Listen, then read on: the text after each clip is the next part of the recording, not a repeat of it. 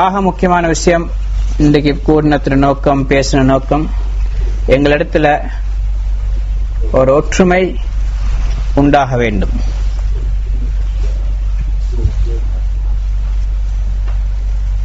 அல்லாஹு தஆலா அதை விரும்புகிறான்.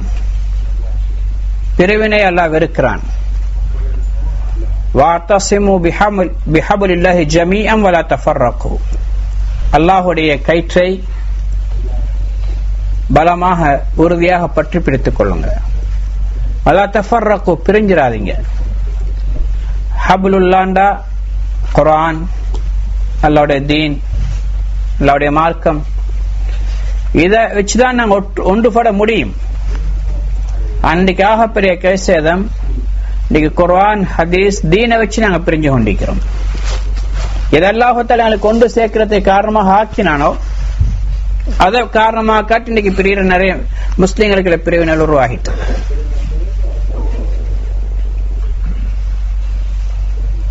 அப்ப இதுக்கு பல காரணங்கள் இருக்குது. எதனால இந்த குர்ஆனை வச்சு பிரிகிறோம், எதனால இந்த ஹதீஸை வச்சு, தீனை வச்சு பிரிகிறோம்? முதலாவது மெயின் காரணம், குர்ஆன் அல்லாஹ் வழிகாட்டுன்னு சொல்றான். அலிஃப் லாம் மீம் ஸாலிகல் கிதாபு லா ரைப ஃபீஹி ஹுதல் லில் முத்தகீன். இந்த குர்ஆன்ல எந்த சந்தேகமும் இல்லை, இந்த குர்ஆன் முத்தகீன்களுக்கு வழிகாட்டும். அப்ப தக்வாவுடைய தன்மை இருந்தால்தான் குர்ஆனின் மூலமாக நேர்வழி பெறுவாங்க. தக்வா இல்லைன்னு சொன்னா குர்ஆனை வச்சு வழிகட்டு போயிடுவாங்க. இன்னைக்கு உலகத்தில் எத்தனையோ கூட்டம் குர்ஆனை காரணம் காட்டிக்கொண்டு இன்னைக்கு ஆயத்துகள் ஆதாரம் காட்டிக்கொண்டு வேற குரூப்ல போயிருக்கிறாங்க. பாகிஸ்தான்ல ஒரு குரூப் இருக்கிறாங்க ஜிக்ரேந்தி. அவங்க சொன்னாங்க தொழ வேண்டிய அவசியம் இல்ல, ஜிக்ர் செஞ்சா போதும், அல்லாஹ் ஞாபகம் செய்யணும். குர்ஆன்ல இந்த ஆதாரம் காட்டுறாங்க. வாக்கிமிஸ் ஸலாத்த லிக்ரி, தொழுகையை நிலைநிறுத்துங்கோ என்ன ஞாபகம் செய்யறதுக்காக வேண்டிய. அப்ப தொழுகிற நோக்கம் ஜிக்ர், அப்ப ஜிக்ர் செஞ்சா போதும். இதே மாதிரி எத்தனையோ ஆயத்துக்களை வச்சுக்கொண்டு பஹாயாக்கள் அவங்க வேற பக்கம் போயிருக்கிறாங்க, எத்தனையோ குரூப்புகள். அப்ப தக்வாவுடைய தன்மையோட இருந்தால்தான் அந்த குர்ஆனுடைய ஆயத்துக்குள்ள நேர்வழி பெறுவாங்க. இல்லாட்டி வெளிரங்கத்தை பார்த்து குர்ஆன் 3 நேரம், 3 நேரத்தை எடுத்துக்கொள்வாங்க.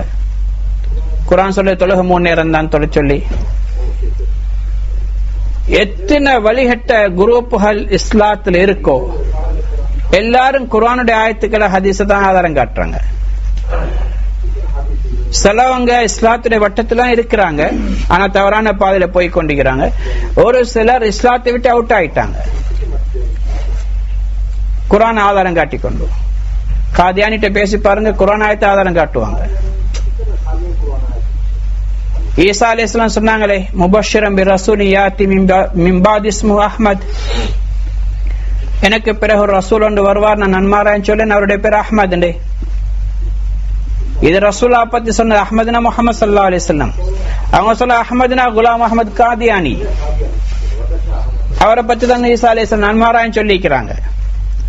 அப்ப ரசூலா சொன்னாங்களே, அன காத்துமுல் அம்பியா, அன காத்துமுன் நபியின், நான் கடைசி நபி, எனக்கு பிறகு நபி வாரதில்லை.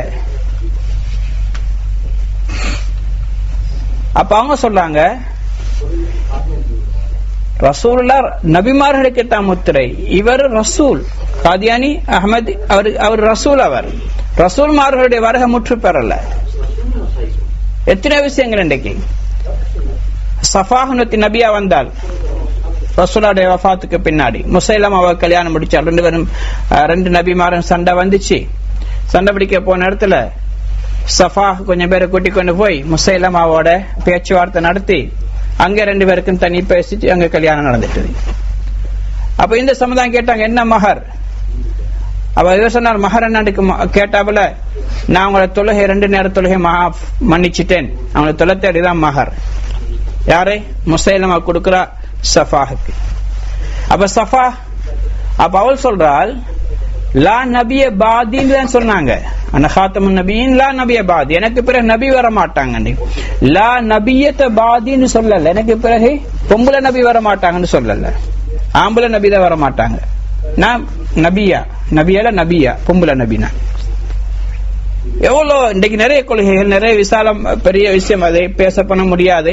இன்றைக்கு எத்தனை வழிகட்ட கூட்டத்துக்கு பிறகு ஒரு ஆலிம் ஒன்று கட்டாயம் இருப்பார், அவரோட கொஞ்சம் ஆயத்துக்களும் ஹதீஸும் இருக்குது. ஆலிம் ஒன்று சொல்லாட்டி யார் ஏத்துக்கொள்ள போறாங்க? குர்ஆன் ஆயத்தை காட்டாட்டி பின்பற்ற மாட்டாங்க.